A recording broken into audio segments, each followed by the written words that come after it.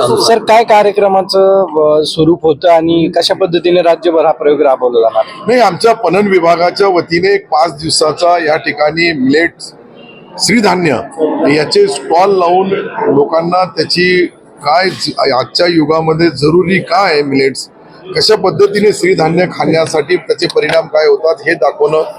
हा ज्या महिला भगिनी ज्या आहे आपल्या राज्यभरातून आलेल्या आहेत, त्या बहिणी इथे स्टॉलच्या माध्यमातून त्यांनी त्यांच्या महिला बचत गटाच्या माध्यमातून जे काही तयार केलेलं आहे ते विकण्यासाठी त्यांना या ठिकाणी आम्ही उपलब्ध करून दिली. आणि याच्यामुळं येणाऱ्या भविष्यामध्ये येणाऱ्या पिढीला जे काही आज आपण रोगराई पाहतो, आज जे आरोग्य लोकांचे अनेक लोकांच्या आरोग्यामध्ये जे परिणाम दिसतात अन्नधान्यामुळं, तर तो भविष्यामध्ये दूर व्हावा यासाठी 2023 71 देशाला सोबत घेऊन नरेंद्र मोदी साहेबांनी हा जो संदेश दिला त्याची अंमलबजावणी वर्षभर झाली, पण हे सातत्याने कंटिन्यू चालावी यासाठी हे स्टॉल या ठिकाणी आज लावण्यात आले. तुमच्यावरती टीका जी आहे ती केली जाते की अब्दुल सत्तारांनी पणनचा जो सुरू असणारा आठवडे बाजार होता तो पूर्ण बंद केला आणि चाळीस चोर अब्दुलांची गोवा आहे असं टीका सदाभाऊ खोतांनी केली आहे.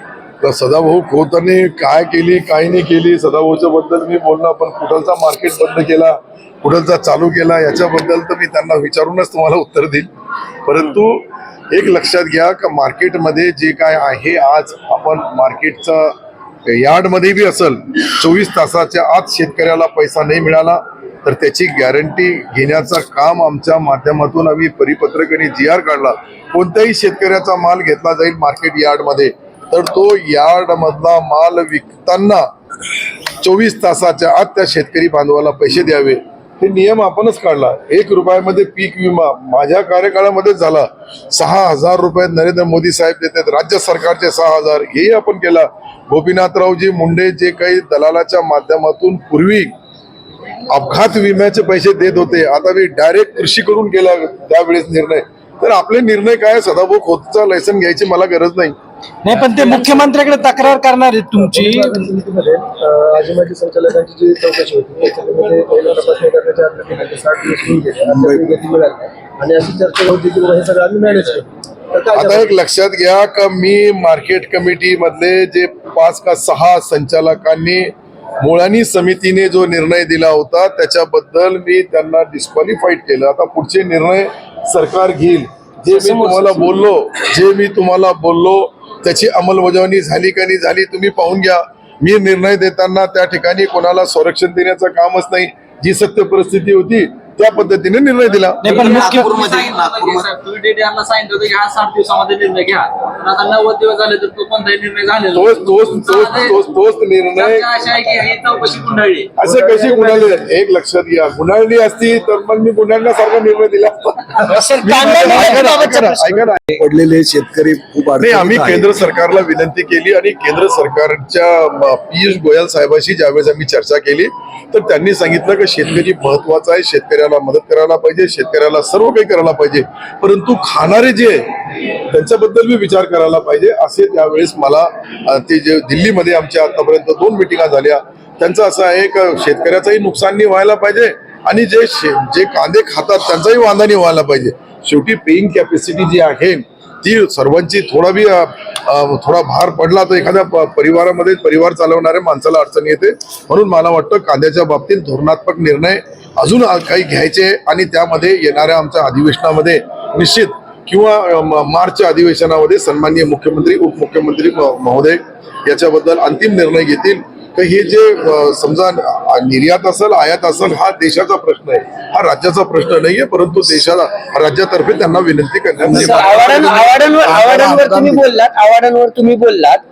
आव्हाडांनी छत्रपती शिवाजी महाराजांबाबतीत आधी एक विधान केलं होतं, औरंगजेब मोठा का शिवाजी महाराज मोठे. त्यानंतर त्याच कार्यक्रमात आज पुन्हा त्यांनी असं विधान केले की शिवाजी महाराज आग्र्याला जे गेले ते एका मुस्लिम मावळ्याच्या मदारी मेहतरच्या जीवावर गेले आणि सुखरूप परत आले. आंबेडकरांवरती विधान असेल हे असेल, आव्हाडांनी प्रभू श्रीरामावरती विधान केलं. मंत्री म्हणून काय सल्ला द्याल? तुमचे मित्र पण आहेत ते. माझी त्यांना हात जोडून नम्र विनंती आहे, हात जोडून सांगू लागलो मी, हात जोडून नम्र विनंती आहे की असे काही विधानं करू नये की ज्याच्यामुळे राज्याची आणि देशाची मध्ये लोकांमध्ये एक आगळी वेगळी चर्चा होते आणि प्रभू रामचंद्राच्या बद्दल कोणीही काही उद्गार काढले तर त्याचे परिणाम त्यांना सर्वांना भोगावे लागतात. शेवटी आपण जे जगभर मध्ये प्रभू रामचंद्राला मानणारे लोक आहेत, देशभर मध्ये आहे, राज्यामध्येही आहे, आणि जे ते बोलले त्याचा सर्वांनी निषेध केला. मला करायची गरज नाही, लोकांनीच केला. हे जे बोलतात, समजा ज्यांच्या विरुद्ध ते बोलतात, तर मला वाटतं का यांचा बोलता धनी कोणीतरी वेगळा असेल आणि फक्त तोंड यांचं असतं पण बोलणारा दुसराच असतो. असं मला राजकारणी म्हणून, मंत्री म्हणून त्यांना नम्र विनंती आहे का पुढे असे विधान करू नये की ज्यांच्यामुळे राज्याची आणि देशाची कायदा व्यवस्था बिघडू शकते. सर, भाजपचे अनेक आमदार आहेत ज्यांना भाजप आता खासदारकीला संधी देणार आहे. अनेक नावं पुढे आले आहेत, भाजपनं सर्व्हे सुरू केलाय, पण तुमच्या युतीला यामुळे मोठा धोका निर्माण होऊ शकतो. नाही, मला असं वाटतंय की समन्वय समिती जी एक निर्माण केलेली आहे त्याच्यामध्ये सर्व चर्चा होते, आणि विशेषतः आपण पाहिलं तर वरिष्ठ नेत्यांच्या संपर्कामध्ये आदरणीय सन्माननीय एकनाथ शिंदे साहेब आणि देवेंद्रजी आणि विशेषतः अजित पवार हे तिघं मिळून जो निर्णय घेतील त्या निर्णयाला आम्ही आमची बांधिलकी आहे. त्यांचा निर्णय आमच्यासाठी अंतिम आहे. राष्ट्रवादीच्या सुनावणीचा निकाल 31 तारखेला काय निकाल येऊ शकतो, काय अपेक्षा? आता निकाल तर ते देणारेच पण काय वाटतं तुम्हाला? मला वाटतंय की आम्हाला जे निकाल लागला तर एक निकाल वेगळा दुसरा निकाल वेगळा लागू निकाल शकत क्लिअर दिसतोय तुम्हाला? निकाल मला नाही, तुम्हालाही दिसतं. मला काही नाही, फक्त माझ्या तोंडातून तुम्ही उघडून घेऊ लागले. तुम्हाला माझ्यापेक्षा जास्त समजतंय, कारण की लोकशाहीमध्ये जी संख्या आमच्याकडे होती तीच संख्या अजितदादाकडे आहे, आणि अजितदादाकडे ती संख्या आहे, तो पक्ष आहे, तो झेंडा आहे, ते लोकप्रतिनिधी आहे, आणि हे सर्व लोकप्रतिनिधी त्यांच्या सोबत असल्यानंतर माझं वैयक्तिक मत आहे, मी काही कायदे तज्ञ नाहीये, परत काहीतरी कोणी त्याचा वेगळा अर्थ लावू नये. माझी प्रामाणिक इच्छा आहे, आणि मला वाटतं बी असं का आमच्या सारखाच निर्णय अजितदादाचा तर लागेल. एक प्रश्न शेवटचा आहे. तुम्ही मागाशी माध्यमांचं एवढं कौतुक केलं, पण आमचं लोकशाही चॅनल आहे ते 1 महिन्यासाठी केंद्र सरकारने बंद केलेलं आहे, यावर तुम्हाला काय वाटतं? नाही, लोकशाही चॅनल, लोकशाही जिवंत राहायला पाहिजे. लोकशाही चॅनलच नाही, जी लोकशाही आहे ती लोकशाही तुमचा हा जो तुम्ही जो एक आगळा वेगळा हत्यार आहे. आम्ही कितीही काही केलं तर तुमची बोली आणि बंदूकची गोळी सारखी असते, म्हणून सर्व चॅनल चांगलं राहायला पाहिजे. सर्व चॅनलनी चांगल्या बातम्या द्यायला पाहिजे, फक्त वाईटच बातम्या देऊन नाही. विधानसभेत तुम्ही बोलले की नवीन विधानसभा तयार करायची, त्या संदर्भात काय? नाही, खरं म्हणजे मी तुम्हाला जे बोललो, तुम्ही लोकसभा पाहिली असेल का, लोकसभेमध्ये ज्या वेळेस बहिणी, आमच्या महिला भगिनी आमदार वाढतील त्यांना बसण्याची आसन व्यवस्थाही करावं लागेल, आणि आसन व्यवस्था करण्यासाठी आमचा जो नवीन विधान भवन आता बांधण्याची सन्माननीय अध्यक्ष महोदय त्याच्यावर मुख्यमंत्री अंतिम निर्णय घेतील. पण मला असं वाटतंय की निश्चित लोकसभेप्रमाणे त्याच धर्तीवर आपल्या महाराष्ट्राचाही विधान भवन बांधल्या जाईल, जेणेकरून जे आमदार भगिनी वाढतील बहिणी त्यांना बसण्यासाठी व्यवस्था करण्यासाठी नवीन विधान भवन बांधण्याचा मागणी ही अनेक लोक करू लागले, आणि अध्यक्ष महोदयाचाही त्या विचारधीन आहे. त्याची शिवसेना ही सर, प्रश्न असा आहे, दीपक केसरकर जे शालेय शिक्षण मंत्री, काही गोष्टी त्यांच्या सोबत राहिलो, परंतु हे जे निर्णय त्यांनी घेतला 19ला ज्यावेळेस युती झाली त्यावेळेस तर मी बी शिवसेनेत नव्हतो, परंतु मी नंतर शिवसेनेत आलो, आणि शिवसेनेत आल्यानंतर एकनाथ शिंदे साहेबांमुळेच आम्ही शिवसेना जॉईन केली.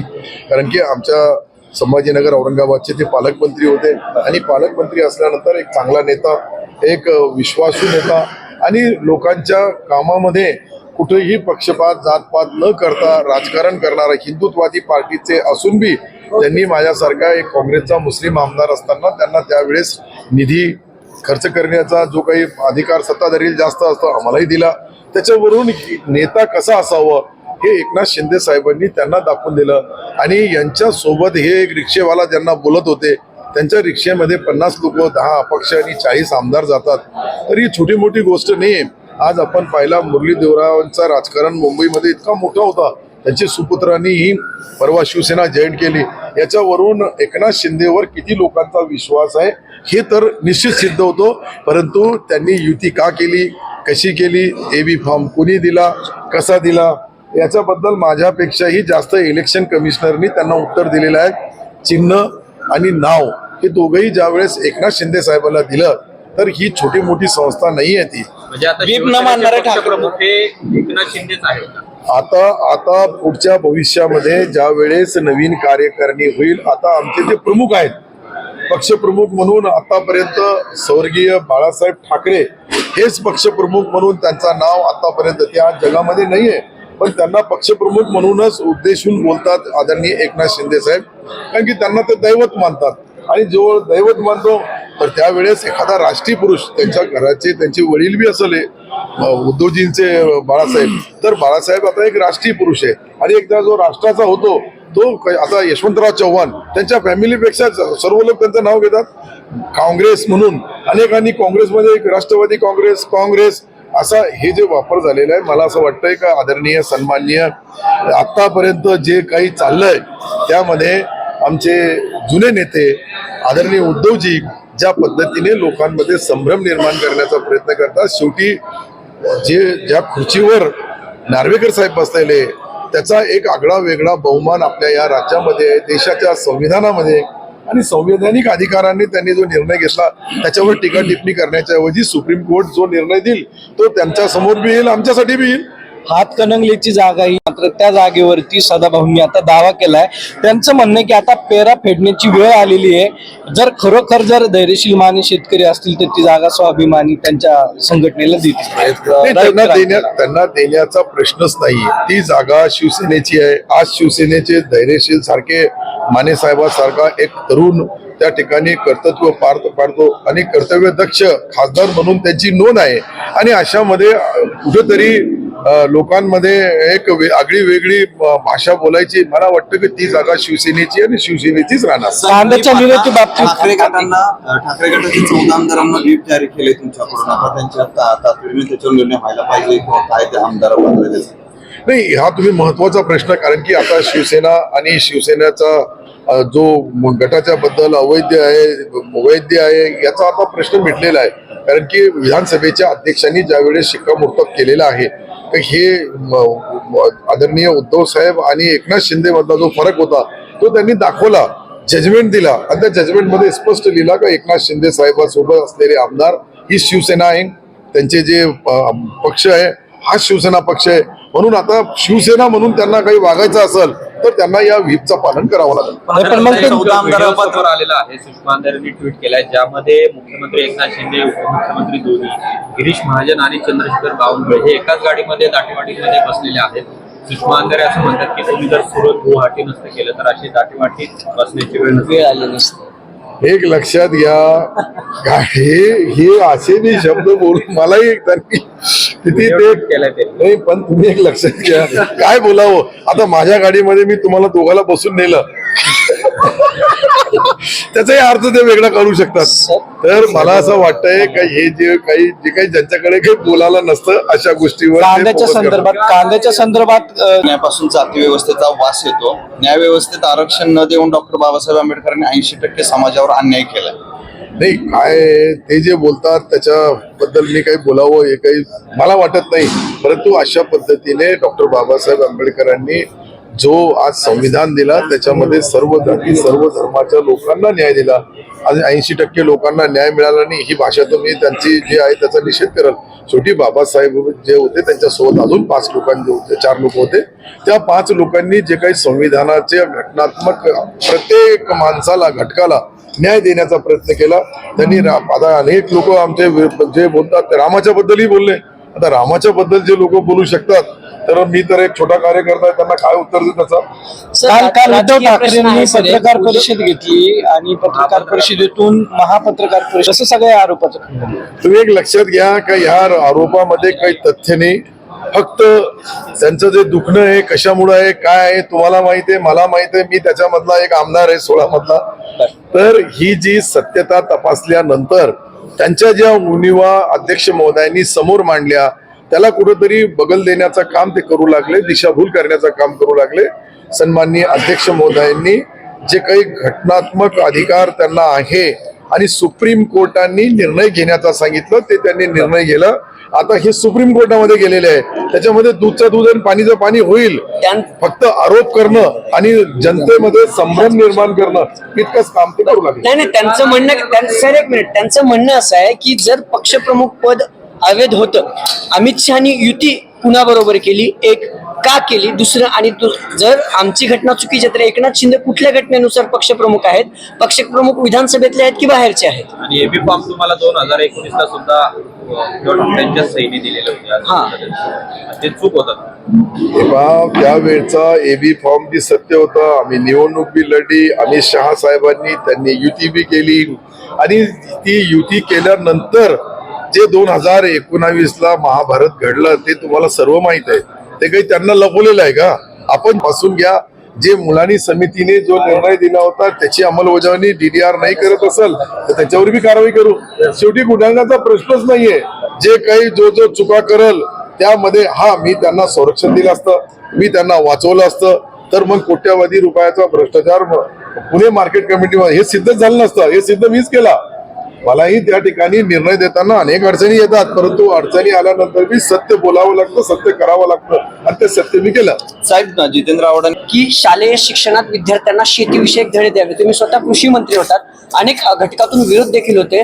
काल अनेक नेते असं म्हणाले की आतापर्यंत शेतकरी आत्महत्या करत होते, आता बापाचं बघून पोरगही आत्महत्या करेल. या निर्णयाकडे कसं बघाल? हेच निर्णय मी घेतलेला आहे. त्याचा प्रोसिडिंग पण आहे. तुमच्या चॅनलवर सर्व जितके चॅनल आहे याच्यावर बी दाखवलं गेलं होतं का शेतकऱ्यांचे मुलं आणि मजुरांची बी मुलं असेल ते ज्या वेळेस प्राथमिक शिक्षण घेतात तेव्हापासून त्यांना शेतीची आवड निर्माण व्हावी आणि शेतीबद्दल नाही काही झाला, कलेक्टर कमिशनर किंवा उद्योगपती नाही बनला तर मी असं बोललो होतो का चांगला शेतकरी तरी बनावा. यासाठी त्याला शिक्षणात त्याच्या माझ्या 2 मिटिंगा दीपक केसरकर साहेबांशी झालेल्या आहे आणि मला वाटतं की तो आता अंतिम याच्यामध्ये आहे आणि तो लागू होईल येणाऱ्या वर्षापासून. साहेब अयोध्येत राम मंदिर होते त्या पार्श्वभूमीवर शरद पवारांना एक पत्र लिहिलंय अयोध्येचे महासचिव आहेत चांपतराव यांनी. त्यांचं म्हणणं आहे की शरद पवारांचं की माझं अयोध्येला येणं नियोजित असून जोपर्यंत राम मंदिर काम पूर्ण झालं असेल तोपर्यंत मी येईल. म्हणजे 4 वर्ष लागणार आहेत सर मंदिराचं काम पूर्ण व्हायला. आता मूर्तीची प्रतिष्ठापना करताय, काम अर्धवट आहे. मंदिराचं काम पूर्ण झाल्यावर जाईन म्हणेल असं पत्र लिहिले पवारांनी. नाही, पवार साहेबांनी लिहिलं. पवार साहेब आपल्या देशाचे आणि राज्याचे ज्येष्ठ नेते आहेत. त्यांच्याबद्दल मी काही बोलावं हे उचित होणार नाही. माझी तुम्हाला एकच नम्र विनंती आहे का याचा क्लिअरिफिकेशन, याच्याबद्दल सविस्तर माहिती, याचा उत्तर. जाणार का अब्दुल सत्तार असा आहे की कुठेही जातो, लोकल गाडी, हात दाखवा, गाडी थांबवा. सर्व जाती सर्व धर्मीय पुढारी आहे मी. मला कुठेही न्या तुम्ही. ज्यावेळेस मी त्या देवीच्या दर्शनाला गेलो त्यावेळेस मी तुम्ही असंच बोललं कामाख्या देवीच्या वेळेस जाणार का? गेलो. आता मी एक लक्षात घ्या तुम्ही का या देशामध्ये सर्व जातीय सर्व धर्मीय सर्व धर्माच्या लोकांना साधू संतापासून महंतापासून भंतेजीपासून मौलानापासून आलिम हाफिज पर्यंत सर्वाला मानणारा मी पुढारी आहे. मी सर्व धर्मीय सर्व जातीय लोकांचा आदर करणार आहे.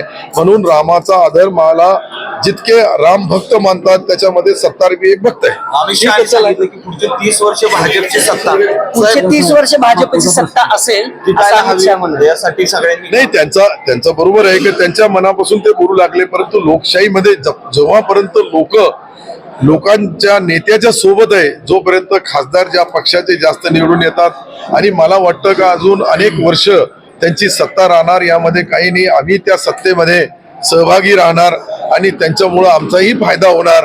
ते जे बोलले महाराष्ट्रामध्ये बी 30 वर्ष हे एकनाथ शिंदे साहेबच मुख्यमंत्री राहतील.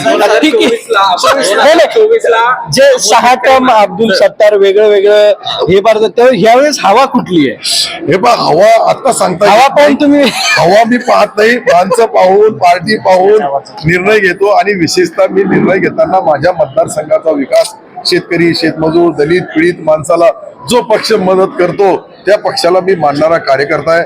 मी काही माझ्या मतदारसंघात 3,20,000 हिंदू बांधव राहतात, 50,000 मुसलमान आहे, तरी मी 25 वर्षापासून सातत्याने निवडून येतोय. याचा गुणधर्मच आता यांनी जे सांगितलं की ते गुण माझ्यामध्ये आहे. सर्व धर्मीय सर्व जातीय सर्व संत महंत साधू, त्यानंतर मौलाना, त्यानंतर भंतेजी, कोणत्याही छोटा समाजाचाही तो धर्मगुरू असेल त्याचाही मी सन्मान करतो. हवा चेंज होती का? हवा चेंज होती अजून हवा चेंज होण्याचं वातावरण नाहीये. आज पुण्यामध्ये गाढ थंड वातावरण चालू आहे, त्याच्यामध्ये गरम करू नका. सगळ्यांकडून खासदारकीचे जे काय आकडे सांगितले जातात, भाजपचे प्रदेशाध्यक्ष म्हणतात 40+ आम्ही खासदार जिंकलो. तुम्हाला काय वाटते महाराष्ट्र? मला वाटतं महाराष्ट्रात 45+